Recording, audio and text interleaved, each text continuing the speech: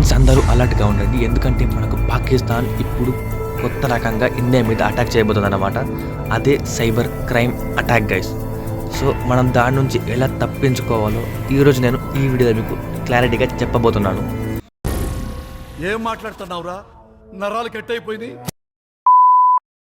Friends, ఒకవేళ మీకు +92 అని వచ్చి ఏ నెంబర్ నుంచి కాల్ వచ్చినా సరే మీరు అస్సలు లిఫ్ట్ చేయకండి. ఒకవేళ మీరు లిఫ్ట్ చేస్తే మీరు మీ డేటా మొత్తం పోగొట్టుకున్నట్టే.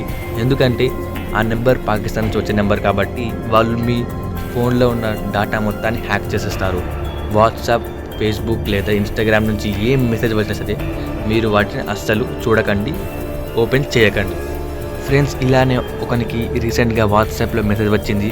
ఇతను మీకు తెలుసా అని అడిగాడు. అతను ఆ ఫోటో డౌన్లోడ్ చేయగానే అతని దగ్గర ఉండే డేటా మొత్తం ఎవరు హ్యాక్ చేస్తారు. అతని దగ్గర ఉన్న ప్రైవేట్ ఫొటోస్ మరియు మొత్తం డేటా అంతా పాకిస్తాన్ వాళ్ళకి వెళ్ళిపోయింది గైస్.